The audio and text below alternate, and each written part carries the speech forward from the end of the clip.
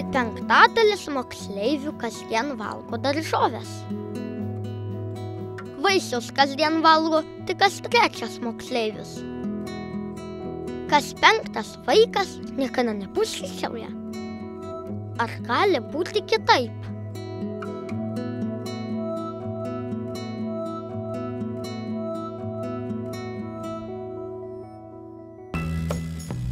Aš esu Rokas, man 7, čia mano geriausias draugas Augustas. Visi, kas netingi, mus moko. Valgykit daržoves, būsit sveiki kaip ridikėliai. O ką daryti, jeigu man skaniausia makaronai, blynai, dar ledai? Kodėl reikia valgyti tai, kas man visai neskanu? Niekas man į šios klausimus dorai neatsakė.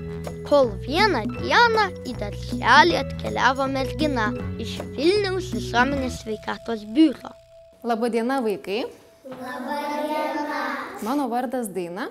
Na ir šiandien mes susirinkome čia pakalbėti apie sveiką gyvenimo būdą. Štai tada aš ir sužinojau apie piramidę.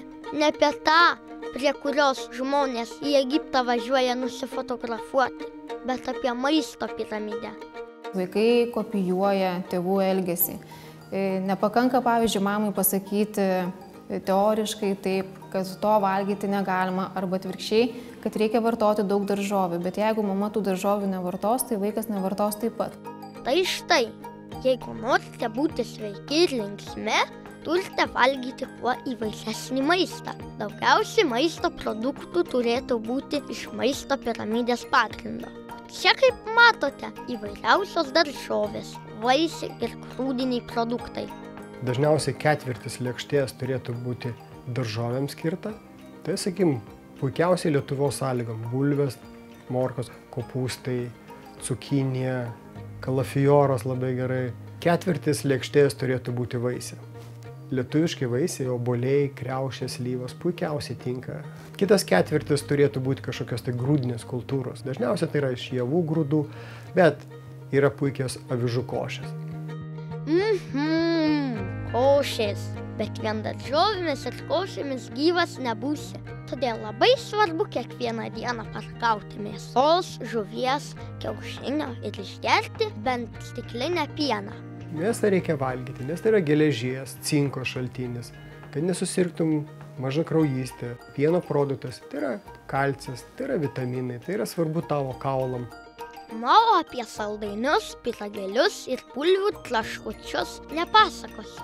Jie yra pačiame maisto piramidės smaigalyje, todėl jų valgyti reikia kuo mažiau, nes tai maistas šiukšlės. Beje, jei norite būti sveiki ir stiprus, neužtenka tik valgyti. Geriausia būtų kasdien sportuoti, bėgioti, lankyti baseiną ar žaisti futbolą. Aišku, jeigu labai tingėsi, galima ir ramiai pasivaikščioti. Svarbiausia, kad pakeliui nepasipainiotų kioskelis su bulvių traškučiais ir saldainiais. Na, o dabar žengte marš į parduotuvę. Patikrinsime, ar čia galima rasti sveiko maisto. O kad būtų dar įdomiau, vyriausia parduotuvės kulinarė mums parodys, kaip paruošti skanią ir svarbiausia sveiką vaisių mišrainį. Oi, tai yra salotas. Puikumėlis, nes mano pilvas jau gurgia iš alkio. Ar mėgstat vaisių salotas? O kodėl mėgstat?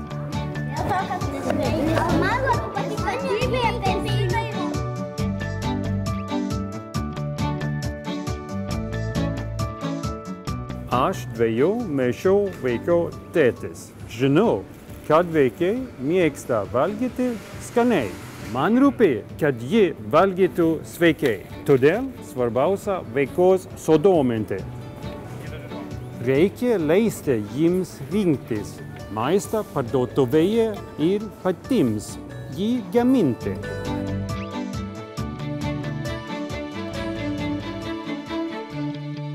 Smagu žiūrėti, kaip maistą ruošia kiti, bet dar smagiau pačiam pabandyti. Todėl mes su Augusto pakrapštėme galvas ir sugalvojame nustebinti savo mamas.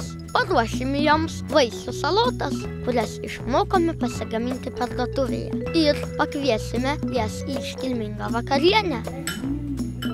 Paskui, kai išeis į mokyklą, kai gaus kišenpinigius, kai turės laisvę, va tada ir bus turbūt problema.